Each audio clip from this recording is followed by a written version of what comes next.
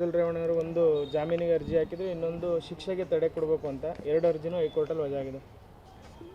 High court ಏನು ಕರ್ನಾಟಕ ಉಚ್ಚ ನ್ಯಾಯಾಲಯ ತೀರ್ಪು ಕೊಟ್ಟಿದೆ ಅದನ್ನು ನಾವೆಲ್ಲ ಸ್ವಾಗತಿಸ್ಬೇಕು. ನಾವಲ್ಲಿ ಹಲವಾರು ನ್ಯೂನತೆಗಳು ಕಂಡು ಬಂದಿದ್ದು, ಅದನ್ನು ವಕೀಲರು ಕೂಡ ಸಮರ್ಥ ರೀತಿಯಲ್ಲಿ ವಾದ ಮಂಡನೆ ಮಾಡಿದ್ದು ನಾವು ಅಂದ್ಕೊಂಡಿದ್ದು. ನಾವಲ್ಲಿ ತಪ್ಪು ಯಾರೇ ಮಾಡಿದ್ರು ಕೂಡ ನಾವು ಅದನ್ನು ಶಿಕ್ಷೆ ಕೊಡಲೇಬೇಕು, ಅದರಲ್ಲಿ ಯಾವುದೇ ಬೇರೆ ವ್ಯತ್ಯಾಸ ಇಲ್ಲ.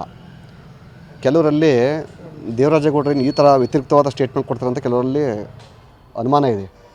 ಬಟ್ ನಾನು ಅವತ್ತು ಸೂಕ್ಷ್ಮವಾಗಿ ಹೇಳಿದ್ದೆ, ನಾನಲ್ಲಿ ಈ ಥರ ಆಗ್ತಾಯಿದೆ, ಈ ಆ್ಯಂಗಲಲ್ಲಿ ಹೋದರೆ ಸರ್ಕಾರ ಎಚ್ಚೆತ್ಕೋಬೇಕು ಅಂತಂತೇಳಿ ಸರ್ಕಾರಕ್ಕೆ ಎಚ್ಚರಿಕೆ ಸಂದೇಶವನ್ನು ಕೊಟ್ಟಿದ್ದೆ. ಅಂದರೆ SITಗೆ ಎಚ್ಚರಿಕೆ ಸಂದೇಶವನ್ನು ಕೊಟ್ಟಿದ್ದೆ. ಯಾವ ಯಾವ ಪಾಯಿಂಟ್ಸಲ್ಲಿ ನೀವು ವ್ಯತ್ಯಾಸ ಮಾಡ್ಕೊತಾ ಇದ್ದೀರಾ, ಯಾವ ಪಾಯಿಂಟ್ಸ್ ಮೇಲೆ ಎದುರಾಳಿ ಅಂತ ಅಂದರೆ ಅಪಿಲೆಂಟ್ ಯಾರು ಬಂದಿದ್ದಾರೆ ಅವರು ವಾದವನ್ನು ಮಂಡನೆ ಮಾಡ್ಬೋದು, ಅದರಲ್ಲಿ ಯಾವ ಥರ ಸಕ್ಸೀಡ್ ಆಗ್ಬೋದು ಅನ್ನೋದ್ರ ಬಗ್ಗೆ ನಾನು ಒಬ್ಬ ವಕೀಲರಾಗಿ ಪಾಯಿಂಟ್ಸ್ನ ಅರಿವು ಮಾಡಿಕೊಟ್ಟೆ. ಅಲ್ಲಿ ಅದನ್ನು ಸರ್ಕಾರ ಎನ್ಕೇಶ್ ಮಾಡಿದೆ ಅದನ್ನು. ಸೊ ಹಾಗಾಗಿ ಅವರು ಸಮರ್ಥವಾಗಿ ಅದನ್ನು ಎದುರಿಸೋಕ್ಕೆ ಸಶಕ್ತರಾಗಿದ್ದಾರೆ.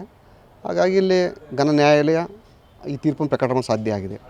ಭಾಳ ಪ್ರಮುಖವಾದ ಅಂಶ ಏನು ಅಂತಂದರೆ, ಇವತ್ತಿನ ಬೆಳವಣಿಗೆ ನೋಡ್ಕೊಂಡ್ರೆ ನಾವಲ್ಲಿ ನ್ಯಾಯಾಲಯದ ತೀರ್ಪು ಕೊಡಬೇಕಾದ್ರೂ ಕೂಡ ಅಲ್ಲಿ ಸಮಾಜದ ಹಿತದೃಷ್ಟಿಯನ್ನು ಕೂಡ ನೋಡ್ತಾ ಇದೆ ಅಂತಂತೇಳಿ ನಮ್ಗೆ ಅರಿವಾಗ್ತಾಯಿದೆ. ಇಲ್ಲಿ ಈ ದೇಶದ ಒಬ್ಬ ನಾಗರಿಕನಾಗಿ ಬದುಕಬೇಕು ಅಂತಂದರೆ ಅವನು ಯಾವ ರೀತಿ ಸಮಾಜಕ್ಕೆ ಅವನು ಮಾದರಿಯಾಗಿ ಬದುಕಬೇಕು. ಅವನು ಎಷ್ಟೇ ಶಕ್ತನಾದರೂ ಕೂಡ, ಎಷ್ಟೇ ಕಾನೂನು ತಿಳಿದರೂ ಕೂಡ ಅಲ್ಲಿ ಆತನ ತಪ್ಪುಗಳು ಸಮಾಜ ತಿರಸ್ಕಾರ ಮಾಡಿದಾಗ ನ್ಯಾಯಾಲಯವು ಕೂಡ ಅದಕ್ಕೆ ರಿಲೀಫ್ ಕೊಡೋ ಅಂಥದ್ದನ್ನು ಕಮ್ಮಿ ಅನ್ನೋದನ್ನು ಇವತ್ತಿನ ತೀರ್ಪು ಗೊತ್ತಾಗಿದೆ ನಮಗೆ ಇಲ್ಲಿ.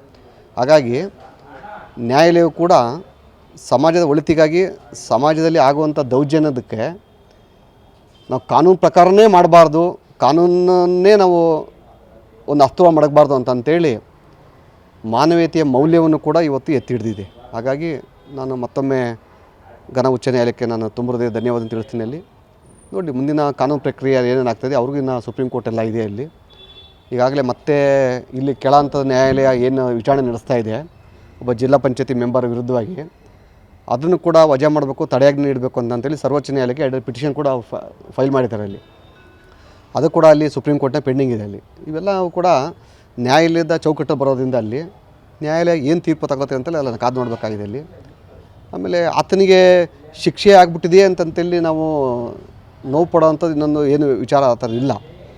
ನ್ಯಾಯಾಲಯ ಕೊಡೋ ತೀರ್ಪುಗಳಿಗೆ ನಾವೆಲ್ಲರೂ ಸ್ವಾಗತ ಮಾಡಬೇಕಾಗ್ತದಲ್ಲಿ. ಮುಂದಿನ ಕಾನೂನು ಪ್ರಕ್ರಿಯೆ ಇರ್ತದಲ್ಲಿ. ಇವತ್ತು ಪ್ರಜ್ವಲ್ ರೇವಣ್ಣ ಇಲ್ಲ ಅಂತಂದ್ರೆ ಹಿಂದೆ ಯಾರೋ ಒಬ್ಬ ಬರ್ತಾನೆ ಆ ಕ್ಷೇತ್ರಕ್ಕೆ. ಅದಕ್ಕೆ ಯಾಕೆ ಅವನಿಗೆ ಅನ್ಯಾಯ ಆಗಿದೆ, ಅವ್ನು ಜೈಲು ಪಾಲಾಗ್ಬಿಟ್ಟು ಅಲ್ಲಿ ಯಾರು ಇಲ್ಲ ಅಂತಲೇ ಸಂಶಯ ಪಡೋಂಥದ್ದು ಏನಿಲ್ಲ. ಅಲ್ಲಿ ಅವ್ರ ಕುಟುಂಬದಲ್ಲಿ ಈ ಜಿಲ್ಲೆಯಲ್ಲಿ ರೇವಣ್ಣವ್ರ ಕುಟುಂಬ ಇಲ್ಲ ಅನ್ನೋ ಕೂಡ ಹಿಂದೆಲ್ಲ ಹಲವಾರು ಸರ್ಕಾರಗಳು ಆಡಳಿತ ನಡೆಸಿದಾರಲ್ಲಿ ಈ ಜಿಲ್ಲೆ ಅಭಿವೃದ್ಧಿ ಆಗಿದೆ ಅಲ್ಲಿ. ಹಾಗಾಗಿ ರೇವಣ್ಣನ ಮಕ್ಕಳೇ ಇಲ್ಲಿ ಜಿಲ್ಲೆಯಲ್ಲಿ ಆಡಳಿತ ಮಾಡ್ಬೇಕಂತ ಏನಿಲ್ಲ. ಅಲ್ಲಿ ಮುಂದೇನೂ ಕೂಡ ಏನು ವೆರಿ ಶಾರ್ಟ್ಲಿ ಸುಪ್ರೀಂ ಕೋರ್ಟಲ್ಲೂ ಕೂಡ ಮೊನ್ನೆ ಒಂದು ಪಿಟಿಷನ್ ವಜಾ ಆಗಿದೆ ಅವ್ರದ್ದು. ಏನು ಪ್ರಜ್ವಲ್ ರೇವಣ್ಣ ಶ್ರೇಯಸ್ ಪಟೇಲ್ ವಿರುದ್ಧವಾಗಿ ಹೋಗಿ ಸಲ್ಲಿಸಿದಂಥ ಪಿಟಿಷನ್, ಅಂದರೆ ಇಲ್ಲಿ ವಜಾ ಆಗಿದ್ದಂಥ ಅರ್ಜಿಯನ್ನು ಅಲ್ಲಿ ಪುರಸ್ಕಾರ ಮಾಡಿ ಮತ್ತು ರಿಮೈಂಡ್ ಮಾಡಬೇಕಂತ ಹೋಗಿದ್ರು. ಕೋರ್ಟು ಸುದೀರ್ಘವಾಗಿ ಹೇಳಿದೆ ಅಲ್ಲಿ ನಿಮಗೆ ಅರ್ಹತೆ ಇಲ್ಲ, ನೀವು ಮುಂದುವರಿಯೋದಕ್ಕೆ ಆಗಿ ಅಂತಂತೇಳಿ ಅದನ್ನು ಕೂಡ ಪಿಟಿಷನ್ ವಜಾ ಮಾಡಿದೆ ಮೊನ್ನೆ. ಹಾಗಾಗಿ ಎಲ್ಲೋ ಒಂದು ಕಡೆ ನ್ಯಾಯಾಲಯಕ್ಕೆ ಅರಿವಾಗ್ತಾಯಿದೆ. ಈಗ ಇವರ ಪ್ರಕ್ರಿಯೆಗಳು, ಇವರ ಚಲನವಲನಗಳ ಬಗ್ಗೆ ಅರಿವಾಗ್ತಾಯಿದೆ. ಅಲ್ಲಿ ಮುಂದೆ ನ್ಯಾಯಾಲಯ ಏನು ತೀರ್ಪು ಕೊಟ್ಟು ಕೂಡ ನಾವು ಸ್ವಾಗತ ಮಾಡಬೇಕಾಗ್ತದೆ, ಸ್ವಾಗತ ಮಾಡ್ತೀವಿ ಅದನ್ನು.